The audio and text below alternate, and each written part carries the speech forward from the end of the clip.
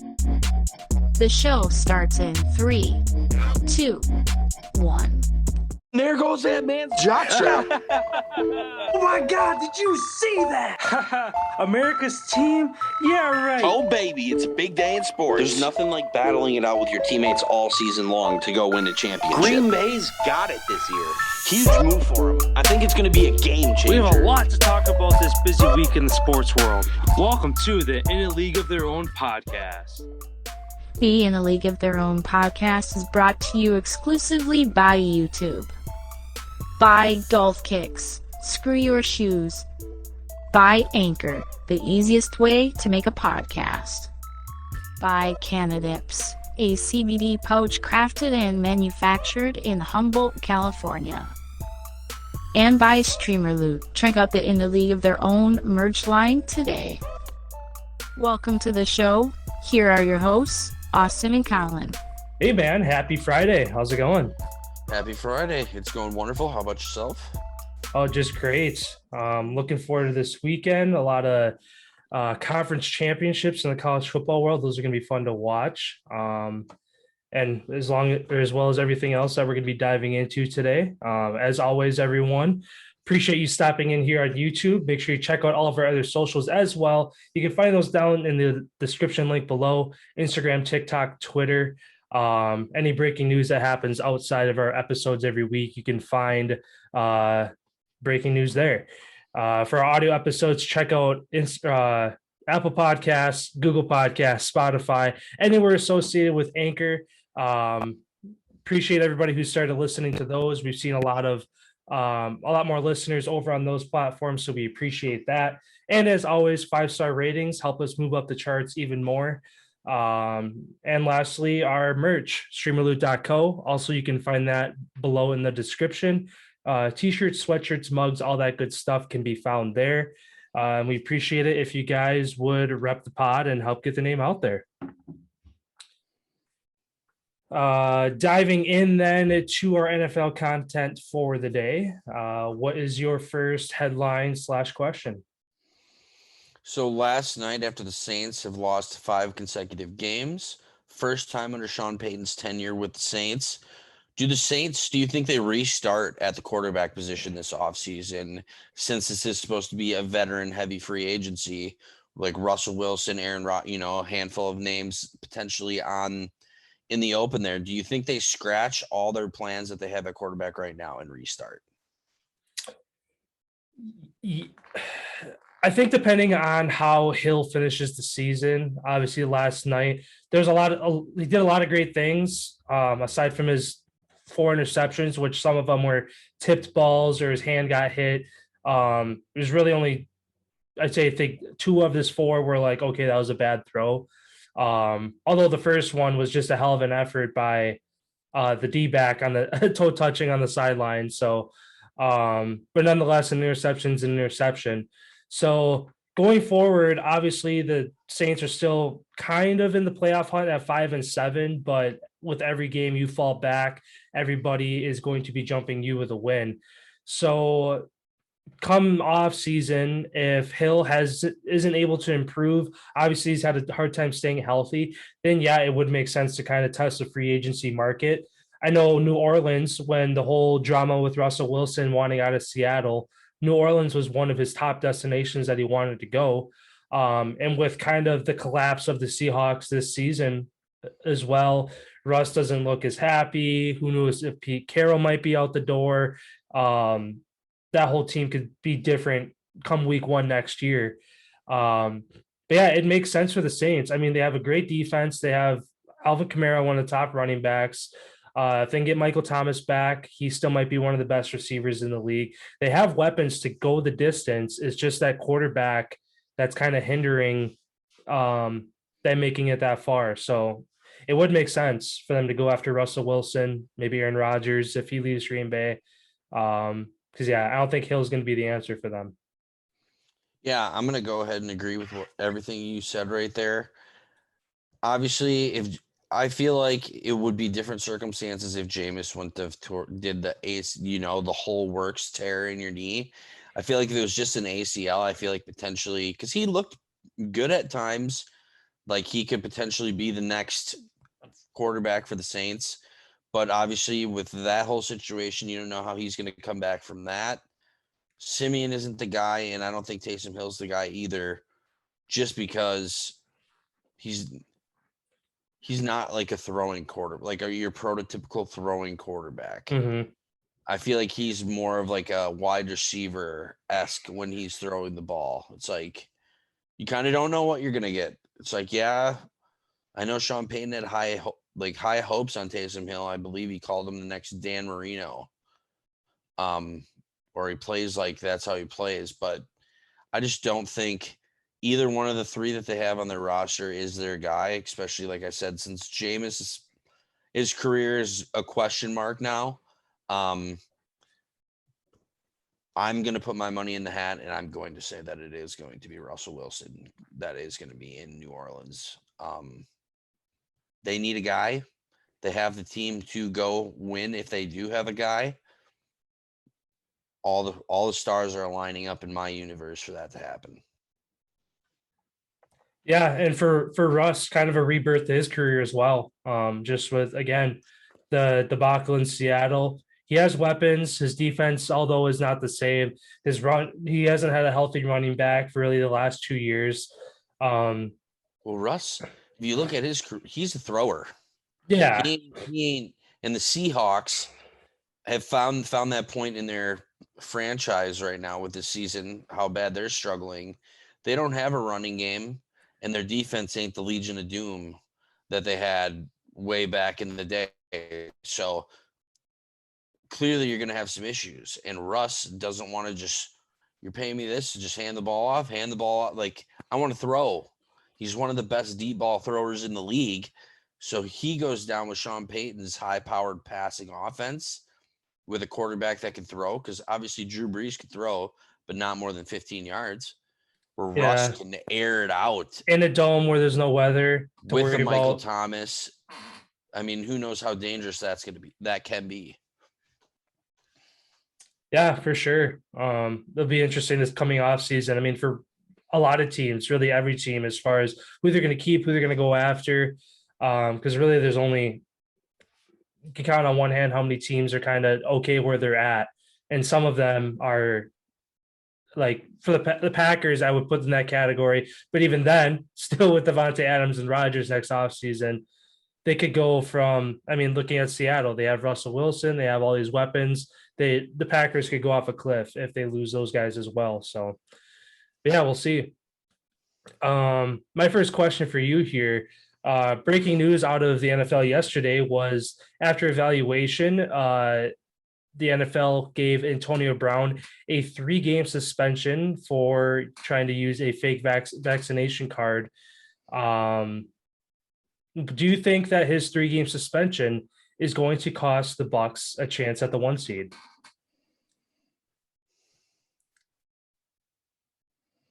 I already don't think the Bucs are going to get the 1 seed, so I feel like that's kind of already over. But this situation on top of that, is it 3 games from now, or were the last 2 included in that, and this is the last one? It's from now. And the thing I was thinking too is he's hurt. So it's like, oh, he's already hurt. Like, they should have it too. When he's eligible, active to play, that's when it's 3-game. He was supposed to, like, this week. Oh, okay. So then, yeah, then it would be starting this week. So that'd be week 13, 14, and 15. He will not be able to play. Yeah, his whole situation is kind of bizarre. Yeah. And the thing too to throw out there, like, before we went live, that I completely forgot about this. Back in 2020, Bruce Arians was kind of on thin ice with Brown, saying if he makes one mistake, he's gone. Oh, fuck yeah. Bruce didn't want to bring him in. Tom vouched for him, saying he's going to live with me. I'll keep him on, which last year he did. This year, he has his running off with not paying your chef. So then your chef all of a sudden getting pissed and releasing the information that he potentially does have a fake, or did use a fake vaccine COVID card, or whatever the case may be. Now they investigate and found out that that is the case. Granted, he is vaccinated now, but at the time that he used it, he wasn't. So it just blows my mind. There's no punishment for being unvaccinated besides going through the extra testing and the protocols and all that extra. Like, why wouldn't you have just been unvaccinated until you got your card when you did choose to get the vac, and then just give them that? Like, it makes no sense to me why you would try to pull a fast one over when you knowing you're going to get the shot anyway. Like, well, just makes zero sense. Yeah, and there's a list of like 9 guys that aren't. It's like Kirk Cousins, Rodgers, Wentz. There's a handful of big name superstar guys who aren't vaccinated, and they're going through just fine. And then all these people wanting to say Rodgers should have been suspended. It's like he missed the game, and he had to pay a $14,000 fine, and he probably cost the Packers potentially first place in the division. Granted, this situation isn't as extreme because they already are kind of in that third spot, trying to chase, Arizona and Green Bay at the top. But not having him, even though Gronk's kind of back and banged up, he could end up costing their team another loss. I mean, Brady loves Gronk and AB. That's why he brought him to Tampa. That's why he used him in the Super Bowl. Same with Fournette. It's like every guy that he wanted there to come there, he used. Mm-hmm. Now you have a banged up Gronk. AB's doing his whatever. Who's to say that Bruce Arians doesn't cut him? Saying that we don't need you. Yeah. Yeah, and when he was asked about it yesterday after the news broke, Arians said nothing has been decided yet. They haven't decided what they're going to do yet. So obviously he's considering it. If he said that nothing's been decided. He said that he came out this morning and said that today, or the NFL should do more diligence looking into the whole matter. Like to find more dirt on him, or to find out. Who knows how far who knows how far he wants it? Because if he finds another thing that AB did, gone. I could see him free agent. You're off the roster. Yeah. Yeah, I mean, it's kind of crazy how it seemed like he had his head on straight and things are going great for him, and then now all of a sudden this happens, and it's like, all right, so he didn't ever get back to 100% of his ways. So it's constantly been a problem off the field. On the field, he's one of the greatest to ever do it. Yeah. Off the field, he's clearly got some issues that he still hasn't proven to everybody that he can grow up and be mature and handle his business. Like, he continues to have these issues, and they're silly issues. A lot of them with not just paying people money that do work for him. Like, what? Are you kidding me? Like, do you go play an NFL game and not get a paycheck? No. Like, it's just foolish for him. And now his ever since the whole Pittsburgh thing and the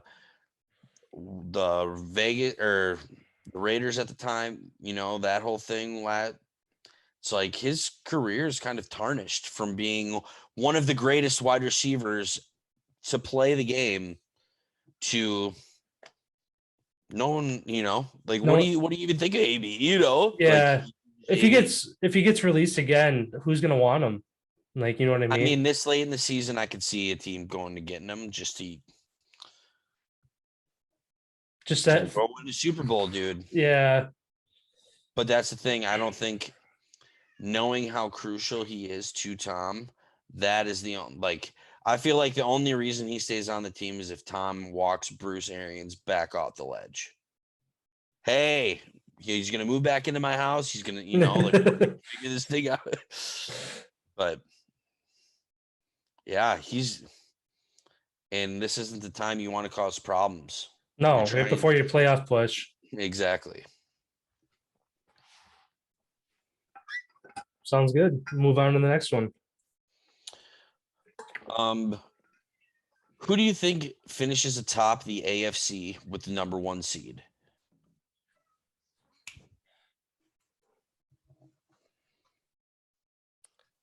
I mean, Baltimore's the 1 seed right now, but they have tough sledding just in their division alone to try to win their division. And the Bills. Yeah, finishing it out. I honestly think as painful as it is to say, the Chiefs are going to climb back to the top of the AFC come the end of the year.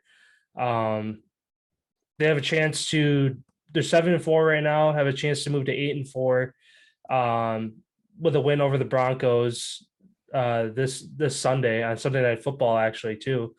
Broncos, Raiders, Chargers, Steelers, Bengals, Broncos. Yeah, so basically have all division games to end the year, essentially. Yep, besides the Bengals. Yeah. So and the Steelers.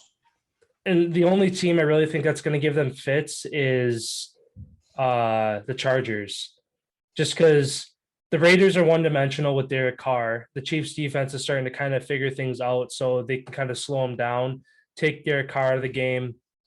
That's an easy W there. So long as they can get past the Broncos' defense this weekend without really any issues, they could end the season on a perfect win streak. And like I said, they're 7-4 right now, so that means they'd end 13-4. The Ravens might be the only team to match that. Which Ravens do have the head-to-head over the Chiefs from week 1. So if they end up in a tie, the Ravens would get the nod. But I don't know. As much as I'm still kind of on like the Chiefs are back, but they still have a couple things to figure out. Right now, I think that they have the best path for the 1 seed come the end of the season. I'm going to stick with my guns, Patriots. They just continue to keep building every single week. They're on a 6-game heater. Obviously, coming into a huge matchup this weekend against the Bills. This will be the first, I feel like, indication if this Patriots team is going to get the 1 seed, or have they opened the door for, Chiefs, Cincinnati, Baltimore, Bills are pretty much, and the Titans, are all right there for the top right now. It's going to take one team to hit a little bit of a shit streak, I feel like until the team loses 2 games in a row, which the Titans actually have, so I'm going to take them out of the top. Yeah, I'm going to say Patriots, if not, and then my second guess is going to be the Bengals. I'd go with the Bengals if it's not the Pats. So the Bengals, so you think that how far back are they? They're 7-4. Oh, so they're just a game back from Baltimore then. Yep.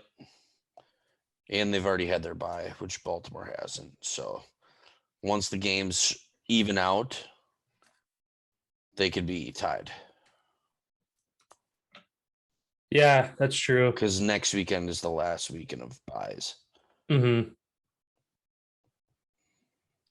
Yeah, I mean I definitely put the Patriots up there as well, as one of the teams that are figuring it out. And with a Monday night game against Buffalo, they have the perfect opportunity to put the pressure on Baltimore, who has to travel to Pittsburgh to try to keep their season alive for that 1 seed as well. So both of those games have a lot riding on them. Steelers to try to stay relevant in the playoff picture, Ravens for the 1 seed, and then Bills and Patriots both kind of competing for that 1 seed as well. So, and the Pats are undefeated on the road this season, and they're at Baltimore or at Buffalo.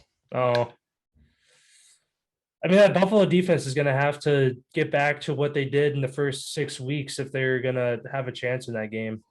Yeah, I believe both two are the top defenses in the league for points against. I know Buffalo is first in yards. Correct. Buffalo's number 1 in points against. Patriots are number 2 in points against. Broncos are 3. Mm-hmm. Those are the top 3 defenses in the NFL. And that's hilarious how Vaughn goes to LA, and the Broncos D gets way better without him. Yeah, and the Rams go on a 3-game skid.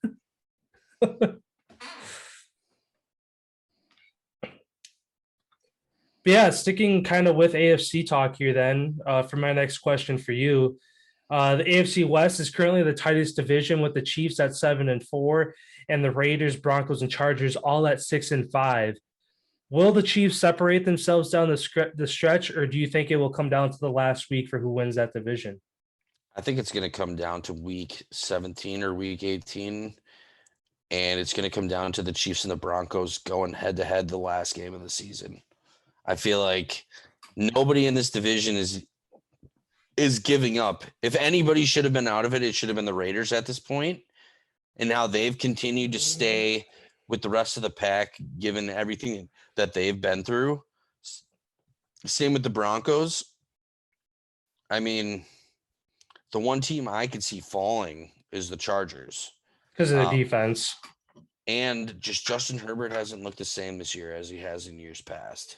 Mm-hmm. Like, he doesn't have that, like, clutch factor that we've seen last year as when he was a rookie. But I think because teams are starting to blitz him more. I think this year he's blitzed like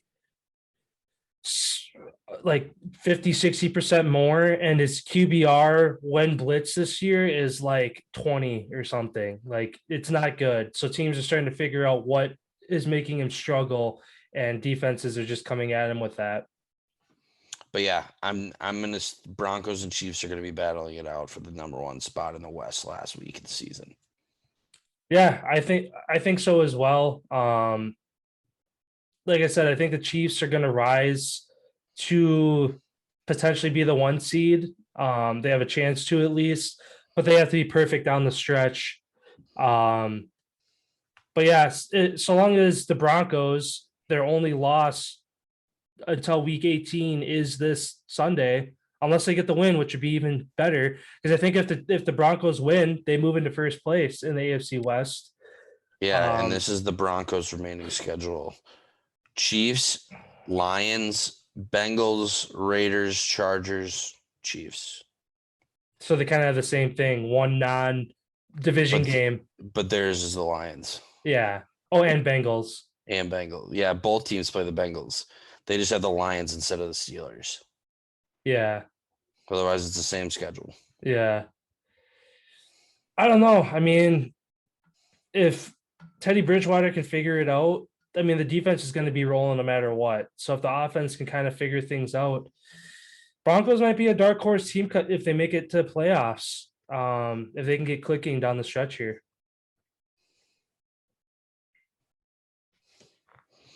And then my last question for the NFL: who do you think is going to win Rookie of the Year? I mean, it's got to be Mac Jones at this point, just because of what he's done with that Patriots offense. Jamar Chase is close behind, so I mean, even though it shouldn't really have any weight on it, how your team is playing does have a lot of weight on it. It's where the Bengals kind of went on their skid, so then Jamar Chase kind of fell down the rankings of Rookie of the Year, even though he's still balling out 100+ yards a game and still doing what he does. He's getting less recognition because the Bengals aren't playing well. So unless the Patriots slip up down the stretch here and open the door, the Bengals climb back to the top of the AFC, it's going to be Mac Jones. It's especially he has a perfect chance on Monday night against Buffalo. If he can torch the Buffalo defense, which is one of the top defenses in the league, I feel like that it's his to lose at that point if he can ball out on Monday night. I'm going to disagree with you here. I think the best rookie in the entire league, hands down, is Micah Parsons. I think he should win Rookie of the Year, and I would put him in that number 1 spot at this point. I would have Mac Jones at 2 and Jamar Chase at 3. But what we've seen out of this kid, Micah Parsons, is unbelievable. And if he can stay healthy, he's going to be one of the greatest linebackers to ever play the game. He's number 1 in my books. Okay. Well, then that kind of ties into my last question then.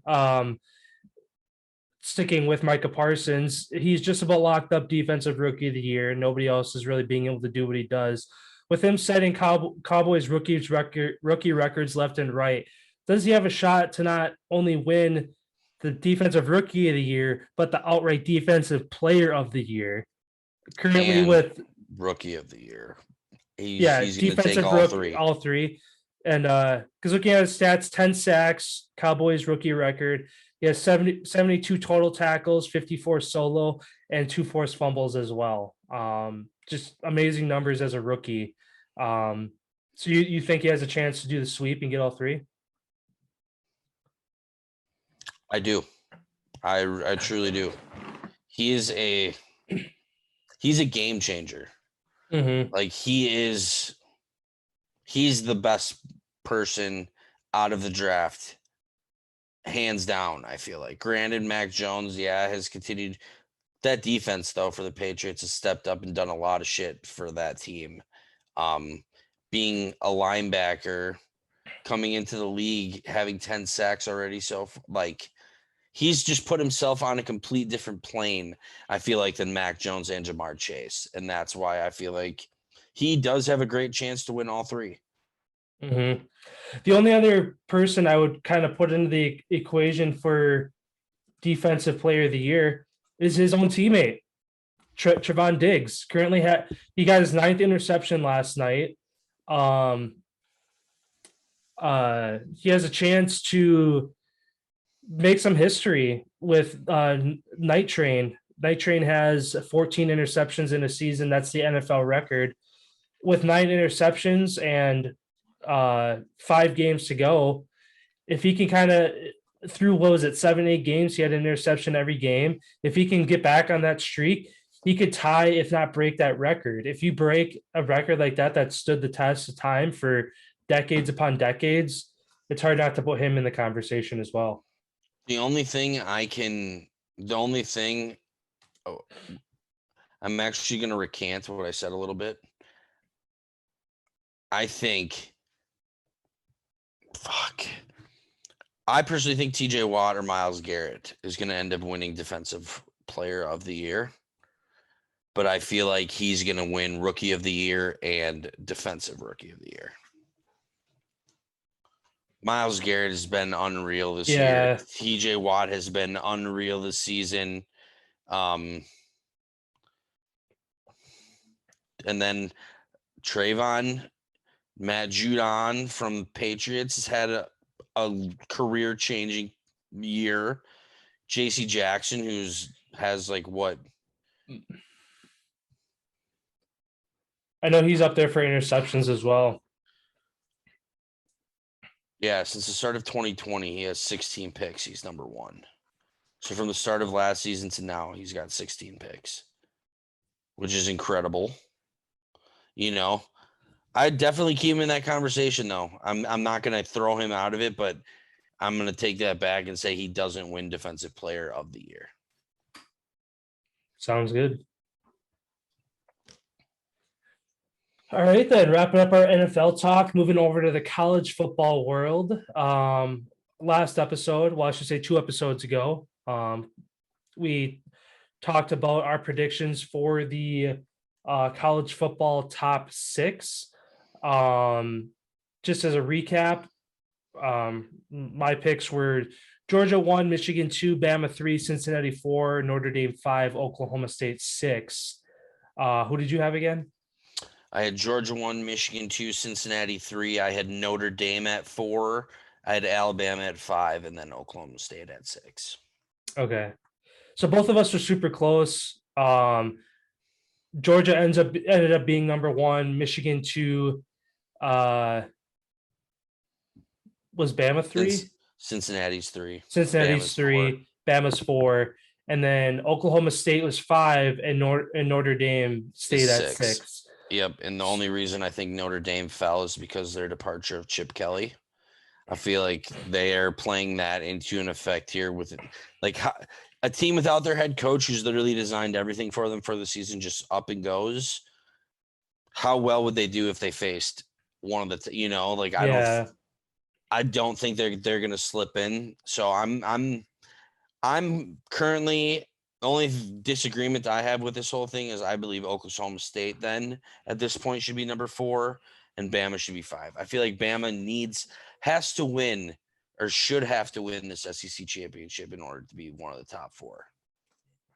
They've been taken to the ropes twice. Times, yeah. almost 3 times against Florida. You can throw that in there. It was a close game to a certain I think Ohio State is better than Alabama this year. And Ohio State's at 7. So Yeah.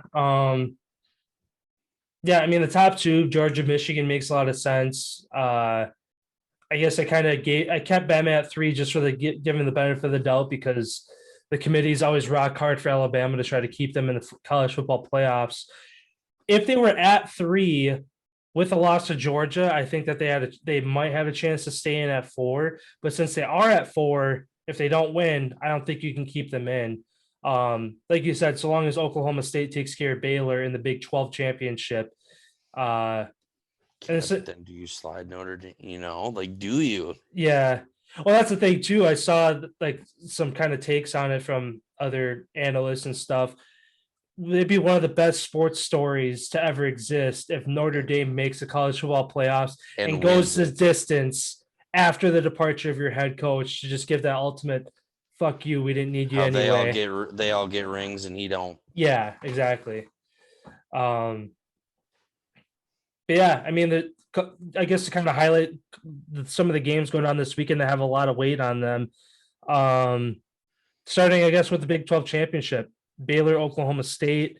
Oklahoma State is favored by 6 points. Do you think they get it done? I do. I think they do as well. I mean, Baylor basically their most notable win of the year was over Oklahoma. But again, Oklahoma, it was a matter of time before they slipped up this year. But even that, they actually, you know what? I'm taking, where is the game? Obviously, it's a neutral site, but actually, I'm going to take Baylor in this one. Baylor's defense has been outstanding. It's at AT&T. Yeah, Dallas. I'm going to take Baylor. I'm going to take Baylor.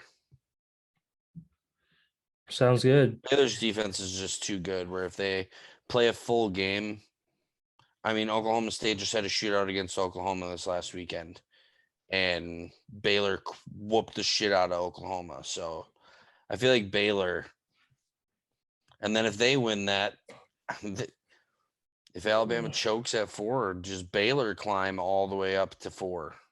I feel like they need Alabama and Cincinnati to lose should Baylor win to have a chance to get in. I just don't see Cincinnati choking. No. So that's what I'm saying. I don't think Baylor has a chance. The only way I see Baylor having a chance is if Alabama and Cincinnati lose to get in. What if Alabama and Oklahoma State lose?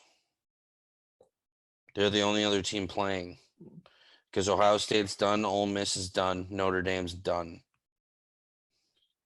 So then Baylor would sneak in at 4. You're thinking? if they beat Oklahoma State and Bama loses. I think if Alabama gets piss pounded and Baylor piss pounds Oklahoma State, then I could see making a case to sneak them in at 4. So yeah, it's possible. Like any scenario is possible. It's not like this. Baylor's the only outside team that has a chance because every other school is done playing. Well, Oklahoma State at 5, too. Well, right, but I'm saying Baylor at 9 is the lowest down the list. Oh yeah, that has a chance to get in. Yeah. Moving on to the next game here, SEC championship, Georgia, Alabama. Georgia's going to dog walk them. Yeah, I think so as well. Georgia is only 6.5 point favorites. If betting was legal in Wisconsin, I'd be all over that. But yeah, I mean, Alabama has just been taken to the ropes too much this year. Georgia hasn't flinched against anybody. They're aside from Clemson week 1, but that's week 1. So, yeah, kind of a no-brainer there. Next in the AAC championship, Houston, Cincinnati. Cincinnati has, I think, a 96% chance to make it if they win and a less than 1% chance if they lose. They're basically like nobody's going to give them the nod basically if they lose this. But yeah, I don't think that they're going to flinch. I think that they are going to get it done. Yeah, they're going to roll over Houston in that one. Over to the Big Ten, Michigan, Iowa. I saw a scenario. I can't remember who they had like a whiteboard and everything broken down of Iowa making the college football playoff. I told you, dude. I brought it up just like, hey, just records wise and who's beating who and what they should technically. And they're only 13. You know what I mean? At 10-2. But yeah, I think it was they'd have to piss pound Michigan, like just absolutely obliterate them. All right, Which Michigan. I don't think is going to happen. No, but if they do, all right, Michigan, you're out. Alabama gets obliterated by Georgia. All right, you're out. Cincinnati lose to Houston. All right, you're out. Who would they want? Would they want Baylor, Oklahoma State to win? You just said it wouldn't matter at that point. Whoever win that game between Oklahoma State and Baylor, they'd be in. Notre Dame would be in. Ohio State. You just take the next three. Because there's no – I just don't think there's any chance in hell Michigan fucks this up. No, I don't think so either. This is the best Michigan has looked in a long time. And to be able to handle Ohio State how they did, they're at an all-time high. But after an all-time high comes what? An all-time low. And is this the game that they shit? Like, do they shit the bed here, or do they lay the egg first college football playoff game one? Like that is the question. And then Cincinnati, if they stay at 3, Michigan would take on Cincinnati in that first round. We get to see how good that conference is that Cincinnati's in as a whole. You know, should they have even been in there? That'll be a question that's asked. But I feel like a team that's 12-0, no matter who you're playing, that's fucking tough to do. Yeah. Yeah, and then the last one, nothing really riding on it, but in the ACC championship, for the first time in almost a decade, Clemson will not be participating. It will be Pittsburgh, Wake Forest, both 10-2. Pittsburgh is favored 3.5. I'll take Wake. Yeah, I like Wake Forest as well in that one. They were what 9 or 10 at one point this year when they were like 9-0 or 10-0, and both teams were up there. Yeah. Pittsburgh kind of turned it on late. They were like high 20s, or low 20s. I think they started 0-2. Pittsburgh and just rolled. I'm looking. They might have, honestly.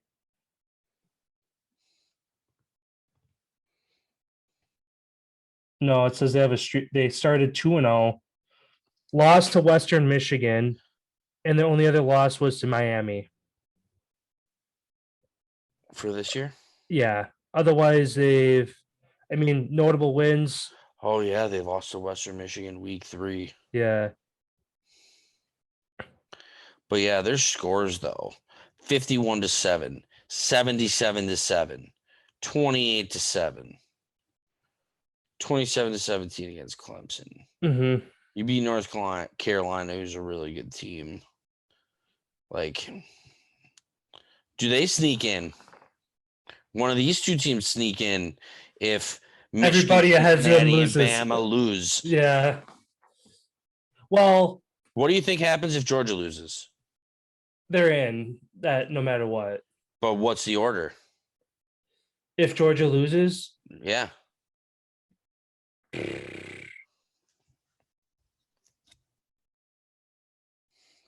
Fall to 2? I don't know. Would you put Bama ahead of Georgia if they beat them? Despite having no. Okay, so then it'd go Michigan out. If Alabama would beat Georgia, Cincinnati I would put at number 1. I'd keep Michigan at 2. Georgia would go to 4, and Bama would move up to 3. Okay. I'd move Michigan. I'd give the undefeated team.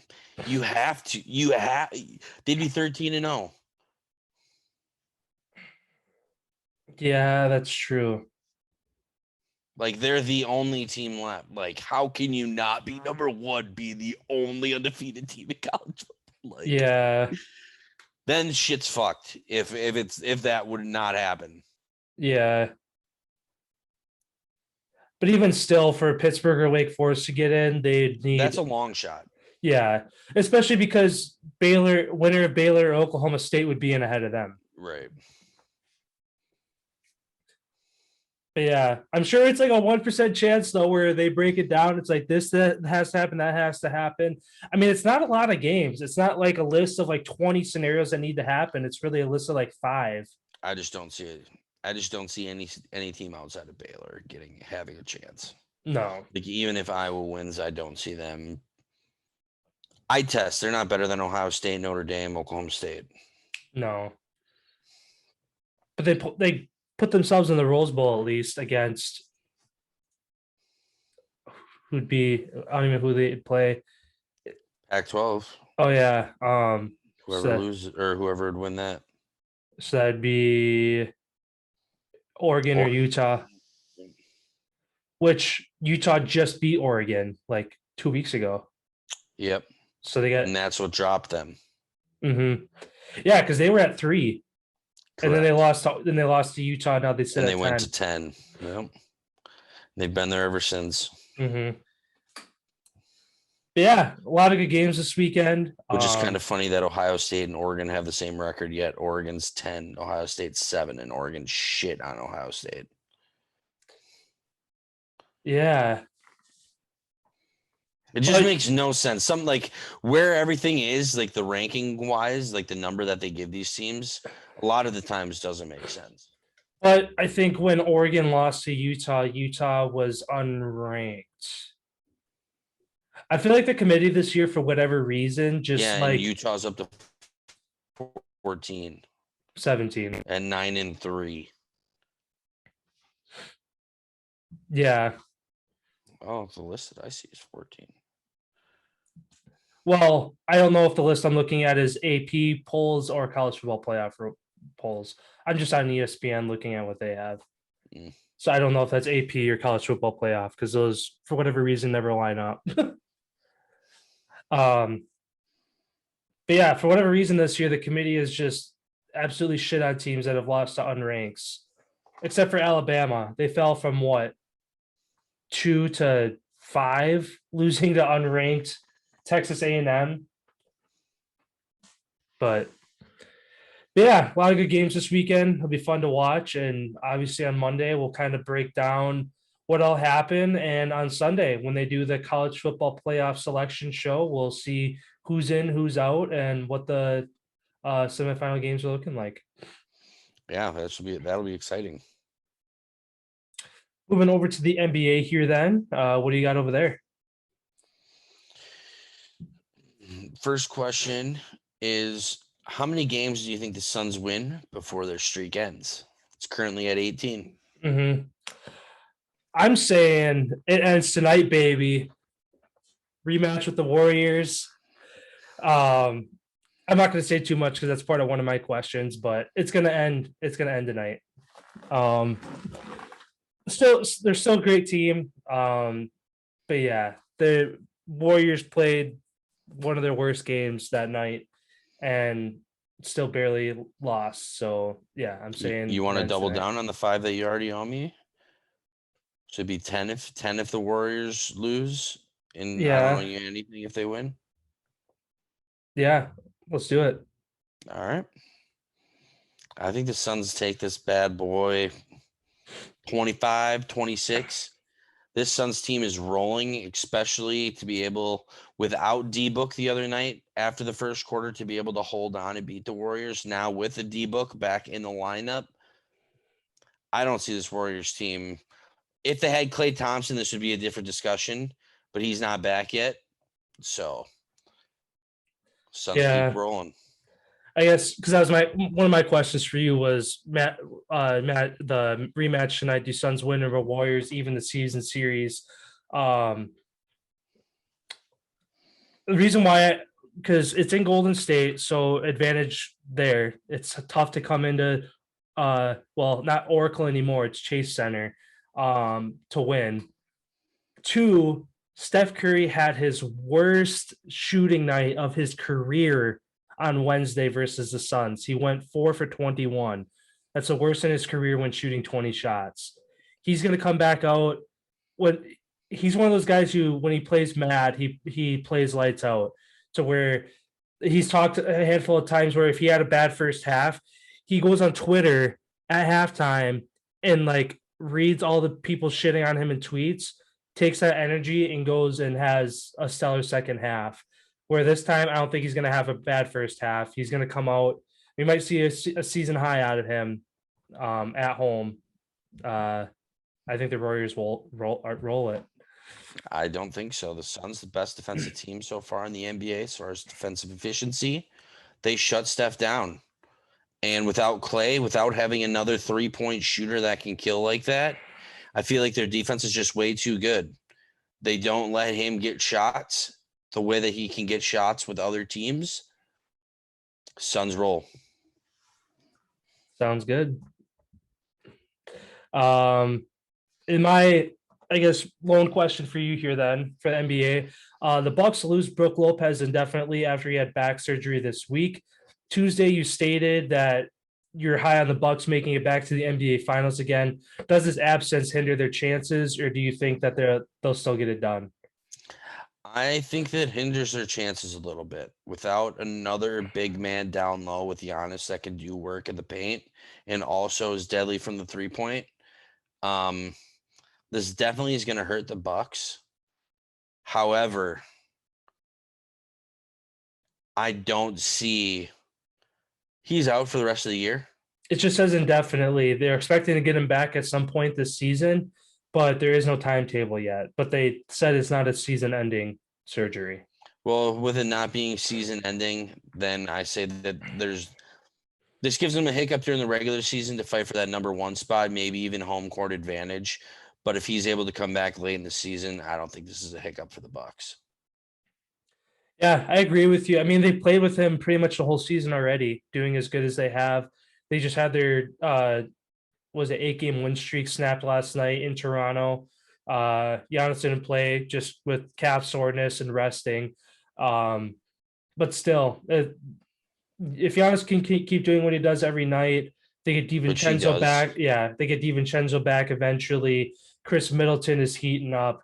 Drew Holiday's heating up. Off the bench, Jordan Nwora, his brother Thanasis. Like, they got depth on that team. Obviously, they're not a better team without Brook, but like you said, it gives them that much more motivation that, hey, if we can get this done without him, when we get him back, we're unstoppable. So,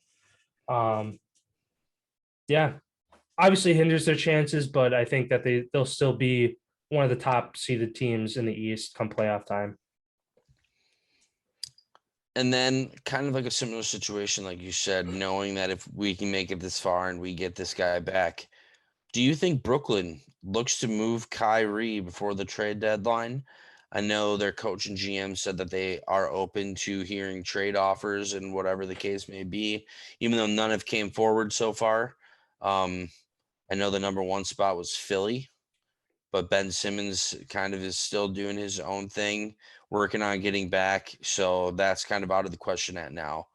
Do you think they move him before the trade deadline, or do you think they hold on and hope that he gets the vaccine? If I was in management on that team, I'd move him. I don't know. I don't know if they are going to, just because maybe they are holding out where they're like, all right, if we can keep doing what we're doing without him and then he does show up, we're going to be that much better. Because Brooklyn is the top team in the East right now. By a full game. Yeah, Chicago. they're 15-6 right now. So yeah, and Chicago's 15-8. So Chicago's played 2 more games and has 2 more losses. So they're kind of in the driver's seat right now in the East. But yeah, I would move him because yes, it's like, oh, but if we hang on to him, we're going to be that much better. But at the same time, hey, we've done this without him. Let's see what we can get for him that we can use now for our bench, for depth, whatever it might be. Then where would he go? Where do you think he'd go then?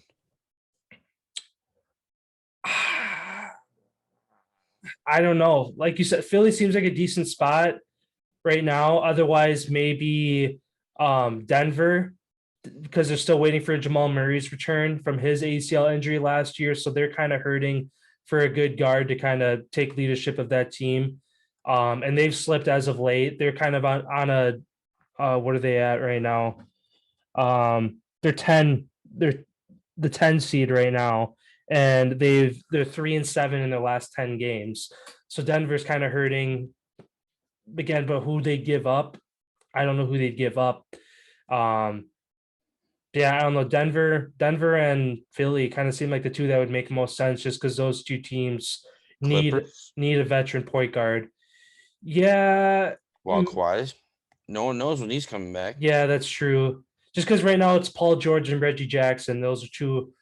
The Clippers are kind of a weird spot with, I mean, they play the Lakers tonight, so that's going to be a fun kind of battle of LA game. But the Clippers are predictable. If Paul George gets 30+ points, they have a chance to win. If the opposing defense can shut them down, their offense is atrocious. So it makes sense for them to bring in a Kyrie or just anybody to help with Reggie Jackson and Paul George on that offense. So, I mean, there's a couple landing spots, all of which are playoff contenders. 76ers right up there in the East. Denver, I mean, sitting at the 10 seed, they'd be in the play-in, but getting the right pieces, they could climb back up to the top. I mean, between them and Memphis at 5, Memphis is 12-10, Denver is 10-11. So they're a couple wins away from jumping 5-6 teams back up in the West. Yeah, when is the trade deadline for the NBA? I don't even remember when the date is for that. I know it's around All-Star break time. Maybe the 23rd, 24th January. I'm looking. Yeah, I know it's close to All-Star break time. Thursday, February 10th. Okay, so it's still a while. But again, it makes sense for them to move him. I don't know if they will. Like, it'd be close to the trade deadline, I feel like, if they do. But at least for the next, I'd say, month, I think that they're just going to wait it out, see what happens. Yeah, because he definitely ain't going to Portland after they just had to fire their GM today. Portland? What happened with that? Code of conduct. Oh, I didn't see that. Yeah, they officially, it was like official 4 hours ago, but didn't get like, I don't think the details are going to be coming out till like later today, maybe even tomorrow. But yeah, so that's a team trying to stay afloat, and now you just lose your GM. Like rough. I think this is going to be a rough go for Portland this year. Yeah, I mean, they're really only hanging on to their home record. They were 9-1 going into last night, and they ended up losing to the Spurs. So now they're 9-2 at home. I think they're 10. They have 10 wins. So they only have 1 win on the road, I think, this year. Yeah, and Dame Lillard, he's out, I think, next 10 days with an injury. So they could go on a 4 or 5 game skid now without him. So, yeah, I guess with Kyrie, it's going to be interesting to see what happens with him. Couldn't agree more. Moving over to the NHL then, I guess my first question for you then. The Bruins, Blue Jackets, Predators, and Golden Knights all sit outside the top 4 in their division in the 5th spot. Which team punches a playoff berth without becoming a wild card team? And then you have to remember it's the top 3 in each. Yeah. And then it's just the next 2 highest. Yeah. You said the Bruins, Blue Jackets, Predators, Knights. I'm going to go Vegas. There was a Jack Eichel spotting the other day in North Carolina, and with the pads on after surgery, everything seems to be going according to plan, and he should be back with that team. I want to say early January, mid-January. Vegas is coming. Yeah, that was looking at this list too. That was the first team. It's like, all right, who's who's got people coming back, who's got something to look forward to, and like you said, the Knights, Jack Eichel, getting him back. I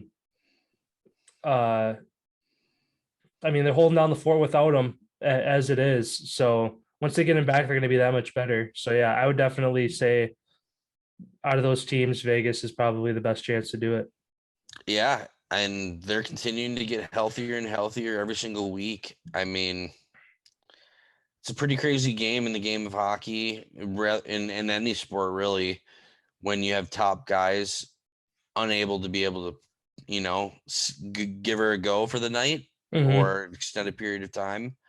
Them getting back to health with Stone, Pacioretty coming back, and obviously the long-awaited arrival of Jack Eichel. I don't see anything but success coming from this team. Might take them a little while to get going, but they're going to get there. Oh, yeah. My first question for you, who finishes at the bottom of the NHL standings this season? So kind of looking at the standings right now, I mean, bottom handful of teams, you got Vancouver, Montreal, Islanders, Coyotes, and Senators. Canadians as well. Yeah, Montreal. Oh, yeah. I'm going to say Montreal. They just don't have, like, just kind of looking at last year, and everybody's still kind of being baffled of how they made it to a Stanley Cup final, and kind of looking at their collapse this year. Shea Weber being gone, and leaning heavily on Cole Caulfield in the playoffs last year to kind of have a couple breakout games. He's not doing it for him this year. And on top of it, they have 25 games played with a 6-17 record. All the teams underneath them, Islanders have 18 played. Arizona has 23. Ottawa has 21. So, and they only have one more win in between 3 and 5 more games played. I think that they're going to get leapfrogged once that evens out with the schedule come later in the season. I think Montreal is going to be, I don't know if it's ever been done, but be one of the first teams to ever make a Stanley Cup final appearance and end with the worst record in NHL history. Like I said, I don't know if it's ever been done, but if it hasn't been done, I feel like they'd be the first team to do it. Yeah, I don't know if that's ever been done either.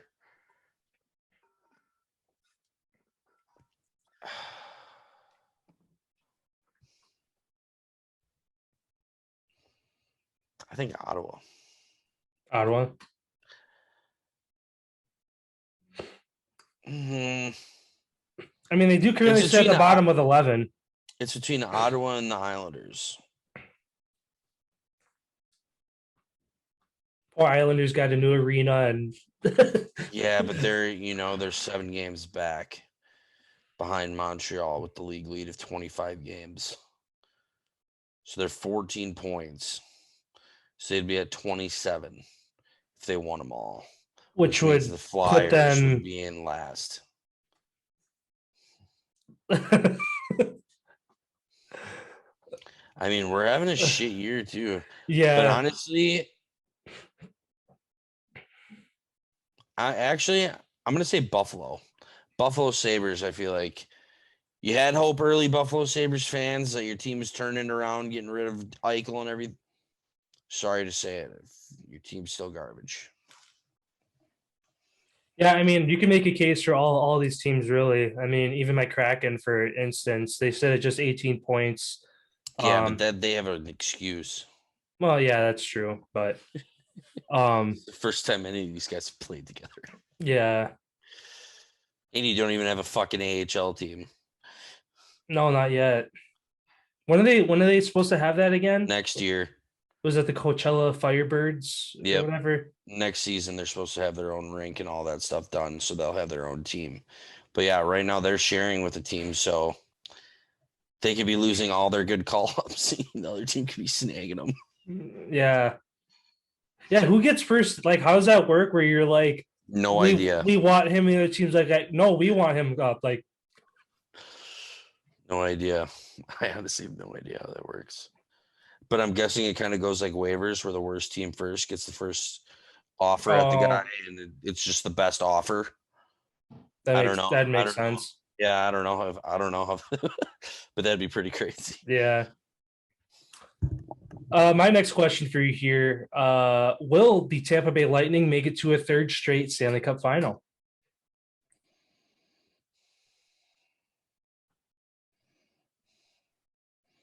You can't count them out. I know, because they were quiet kind of last year at this point too. They Right now, always are. Like no one talks about them because they're in Florida. It's like no one gives a shit about hockey really in Florida, except for this year. You had the Panthers and the Lightning both doing really well. I think they have a chance to return to the Stanley Cup final. I don't know if they're gonna win, but still getting Kucherov back again later in the year, just like they did last year. Who knows what type of an impact that makes if they can continue to stay afloat.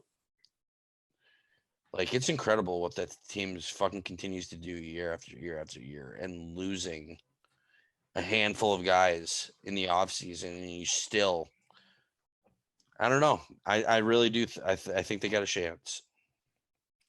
I mean, like you said, you can't really count them out, but I don't think that they make it to the final. I mean, looking at the teams ahead of them right now, I mean, preseason, my prediction was Colorado and Carolina.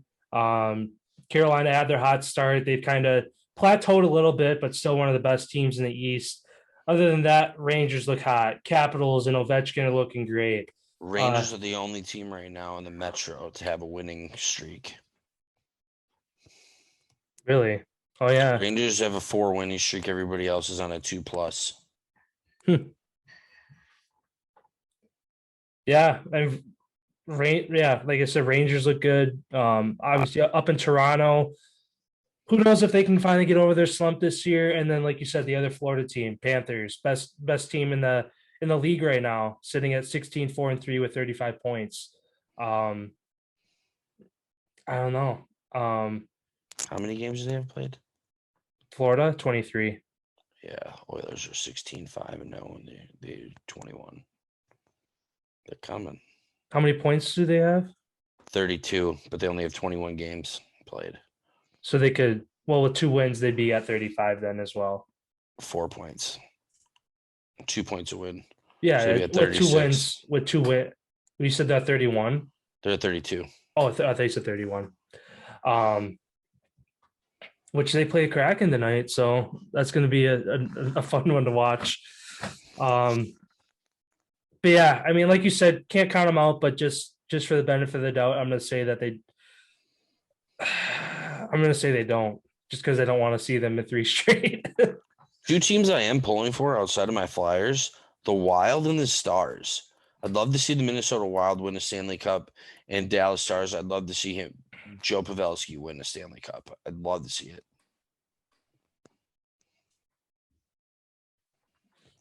And then my last question for you today for the NHL. Who do you think finishes the season with the green jacket, which means they have the worst plus-minus in the NHL? Sticking with the team that's going to have the worst record, Montreal. And looking at it right now, they already have the second worst differential at minus 33. With again, more games played than everybody else. Arizona is the only other team higher with minus 40. It's going to be close. I feel like it's going to be close, but I think it's going to be between Arizona and Montreal for the worst differential. But like I said, right now with Montreal off to their shit start, Arizona Coyotes at least have a chance to score some goals, maybe hopefully not get blown out like they had to start the year. But yeah, I'm going to say Montreal with the worst record and the worst differential. Yeah, I think Ottawa actually gives up the most. I think Arizona is going to give up the most goals this season.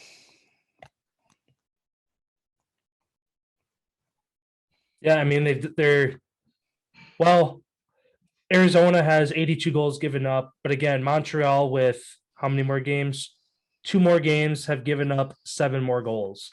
So, which in 2 games to give up 7 goals, it's a lot, but it's doable when you're a shit team. But I don't know. We'll see. Yeah, when it coming towards the end of the year, what that's looking like. But yeah, I'd agree with you. Again, Arizona kind of being the team also to do it if Montreal doesn't. My last question for you here. Two of hockey's greatest doing what they've done over their careers. Who retires first, Ovechkin or Crosby? Ovechkin is 2 years older, but has, I guess, more to play for with that, again, all-time goals record ahead of him if he decides to stick it out and try to beat that.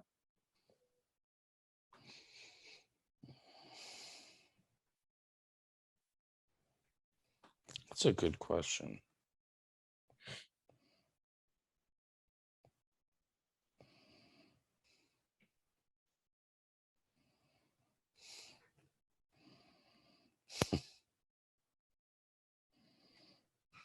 I guess to give my answer, in a short answer, I'm going to say Crosby first, just for the reason that I just mentioned. Crosby's done everything under the sun. He's done it all already.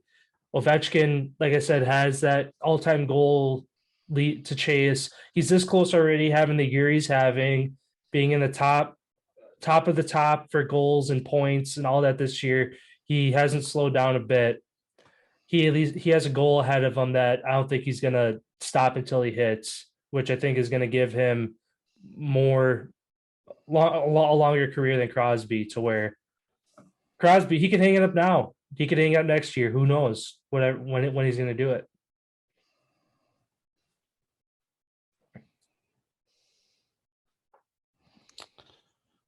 I think Ovechkin retires first. Just for the reason that I think Crosby, Malkin, we had a conversation a couple podcasts ago, I believe, where I brought up Crosby's a free agent, Malkin's a free agent, Letang's a free. I can see all of them signing for one more deal together, 3-4 year deal, and giving her where Ovechkin's already re-upped for his 4. I think Ovechkin catches that goal leadership before his contract's over, and I feel like he retires the moment that he does, where I feel like Crosby's still chasing a couple championships. I feel like he's still chasing a couple more Stanley Cups, just because, like you said, he's won everything there is to win as a player, literally the most decorated hockey player of all time. Somebody like that, he's like a Tom Brady, dude. He's going to keep trying to win cup after cup after cup after cup. He wants to be the guy. But even though I don't think anybody's ever going to catch, I think he's got 11. Who? Maurice Richard. Hold on.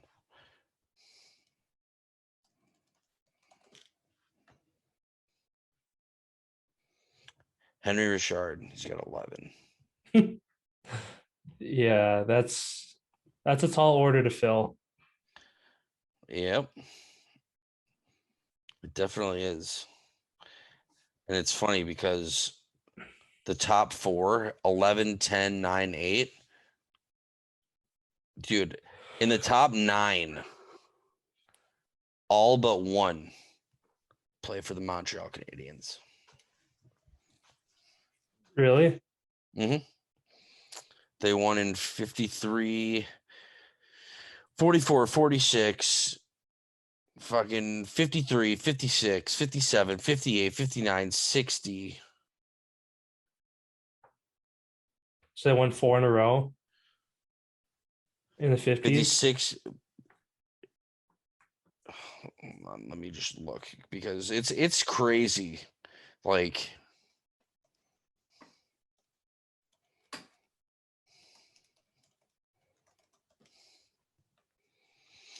1919, 1924, 1925, 1930, 1931, 1944, 1946, 1953, 1956, 1957, 1958, 1959, 1960, 65, 66, 68, 69, 71, 73, 76, 77, 78, 79, 86, and 1993.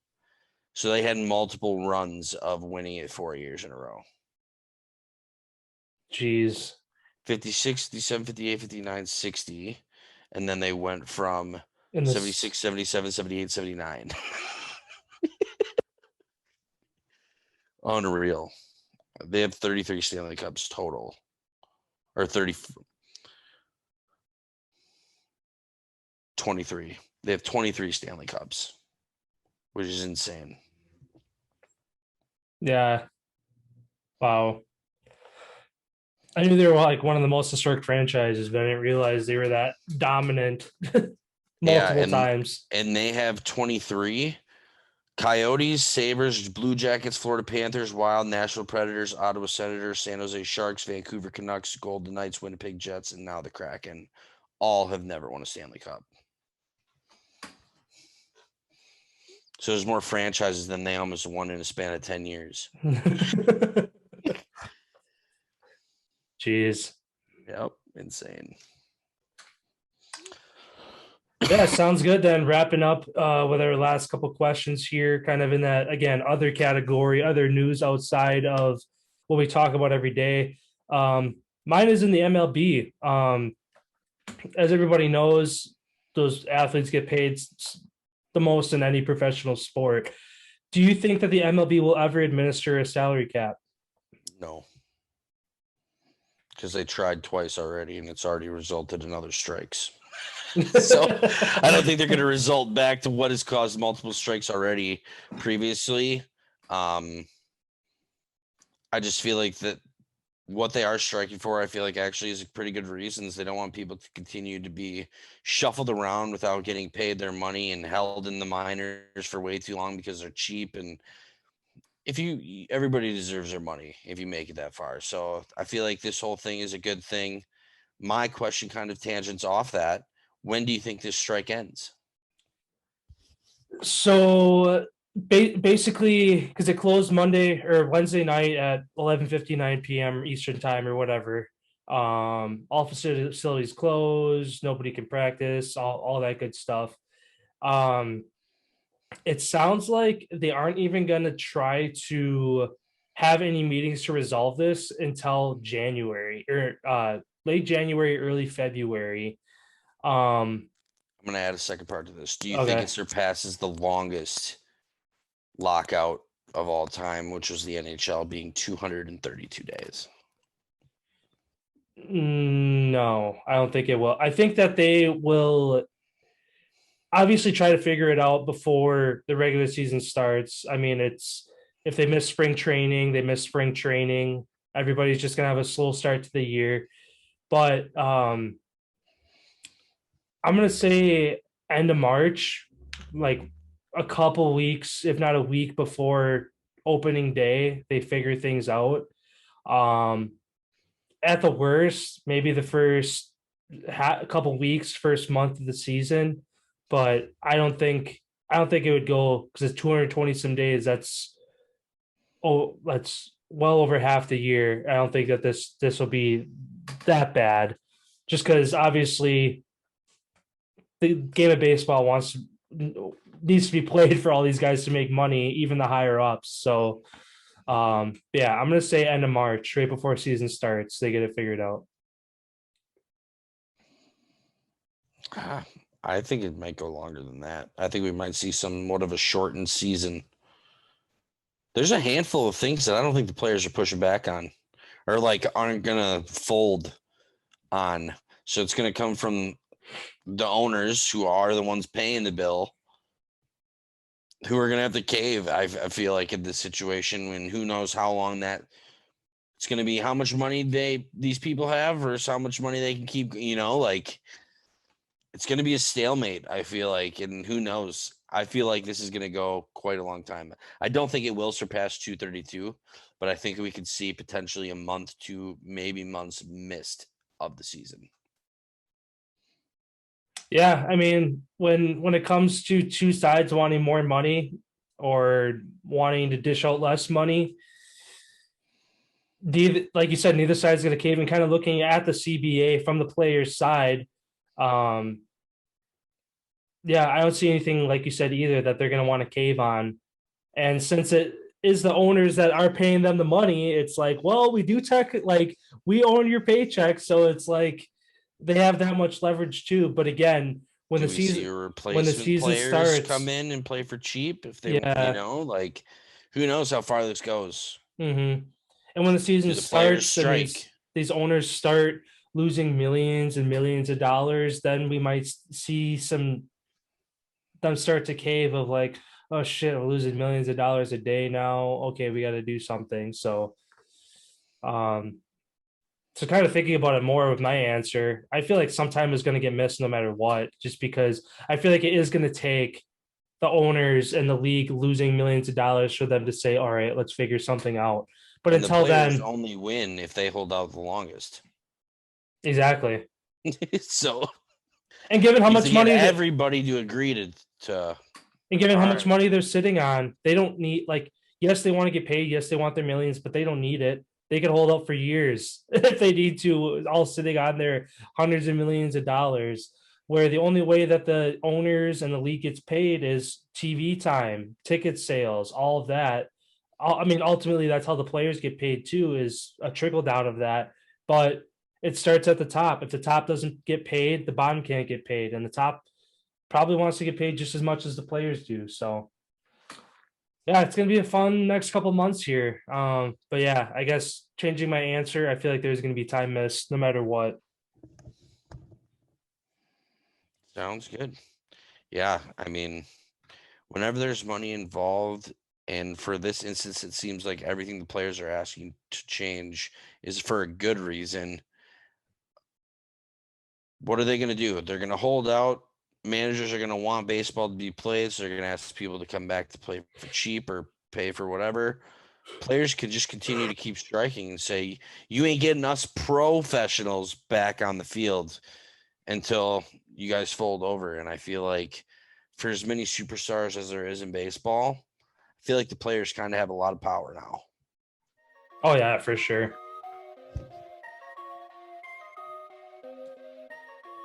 Yeah, sounds good. That's all I got for today. Another great episode. Yeah, sounds good. Thanks everyone for stopping by. We appreciate all the listens, especially the uptick in our audio traffic. We really appreciate that. Hope everybody has a great weekend. Big games, a lot of big football games going on in the NCAA and in the NFL. We'll be back on Monday to cover those for you guys. So have a great weekend.